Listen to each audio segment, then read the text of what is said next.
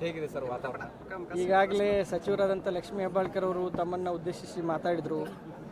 ಒಂದು ಪುನಶ್ಚೇತನ ಪ್ಯಾನೆಲ್ ಮಾಡಿಕೊಂಡು ನಾವು ಕಿತ್ತೂರು ಶಾಸಕರು, ಖಾನಾಪುರ ಶಾಸಕರು ಮತ್ತು ಒಟ್ಟಾರೆ ಈ ಒಂದು ಫ್ಯಾಕ್ಟ್ರಿ ಬಗ್ಗೆ ಅಭಿಮಾನ ಇಟ್ಕೊಂಡಂಥ ಎಲ್ಲ ಮುಖಂಡರು ಸೇರಿಕೊಂಡ ಲಕ್ಷ್ಮೀ ಹೆಬ್ಬಾಳ್ಕರ್ ಅವರ ನೇತೃತ್ವದಲ್ಲಿ ಒಂದು ಪ್ಯಾನೆಲ್ ಮಾಡಿದ್ದೀವಿ. ರೈತರದು ಒಳ್ಳೆಯ ಉತ್ತಮ ಪ್ರತಿಕ್ರಿಯೆ ಇವತ್ತು ನಮಗೆ ಸಿಗ್ತಾ ಇದೆ.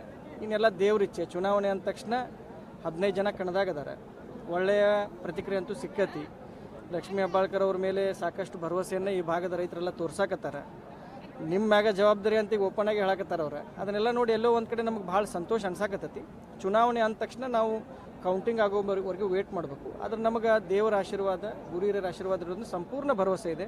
ನಮ್ಮ 15 ಜನ ಪ್ಯಾನೆಲ್ ಮೆಂಬರ್ಸ್ ಎಲ್ಲರೂ ಆರಿಸಿ ಬರ್ತಾರೆ. ಮುಂಬರುವಂಥ ದಿನದಲ್ಲಿ ಈ ಫ್ಯಾಕ್ಟ್ರಿಯನ್ನು ಉತ್ತಮ ರೀತಿಯಿಂದ ನಡೆಸ್ಕೊಂಡು ಹೋಗ್ತೀವಿ ಅಂತ ನಮಗೊಂದು ಭರವಸೆ ಇದೆ. ಎಲ್ಲೋ ಒಂದು ಕಡೆ ತಾವು ನಿಂತಿರೋ ಕಾರಣಕ್ಕೆ ಮತದಾರರು ಉತ್ಸವಕ್ಕಾಗಿ ಮತದಾನ ಮಾಡ್ತಾ ಇದ್ದಾರೆ. ಅಂದರೆ ಕಳೆದ 2020 ನೋಡಿದರೆ ಮತದಾನ ಪ್ರಮಾಣ ಕಡಿಮೆ, ಈ ಸಲ ನೋಡಿದರೆ ಅದು ಹೆಚ್ಚಿಗೆ ಆಗುವಂತಹ ಸಂಭವ. ಎಲ್ಲೋ ನಂಬಿಕೆ ಜಾಸ್ತಿ ಇಟ್ಟಿದ್ದಾರೆ ಅಂತ. ಮಳೆರಾಯಿಂದ ಆಶೀರ್ವಾದ ಆಗೈತಿ. ನಿನ್ನೆ ಮಳೆ ಆಗಿದ್ದು ನೋಡ್ಬೇಕಂದ್ರೆ ಇವತ್ತು ಮಳೆ ಕಡಿಮೆ ಆಗೈತಿ. ಅದ್ರ ಜೊತೆಗೆ ಒಂದು ಜನರ ವಿಶ್ವಾಸ, ಇದನ್ನೆಲ್ಲ ನೋಡಿ ಎಲ್ಲೋ ಒಂದು ಕಡೆ ನಮಗೂ ಖುಷಿ ಅನ್ನಿಸ್ತೈತಿ. ಜನರು ನಮ್ಮ ಮೇಲೆ ವಿಶ್ವಾಸ ಇಡ್ತಾ ಇದ್ದಾರೆ. ರೈತ ಬಾಂಧವರು ನಮ್ಮ ಮೇಲೆ ವಿಶ್ವಾಸ ಇಟ್ಟಿದ್ದಾರೆ. ಶೇರ್ ಹೋಲ್ಡರ್ಸ್ ನಮ್ಮ ಮೇಲೆ ವಿಶ್ವಾಸ ಇಟ್ಟಿದ್ದಾರೆ.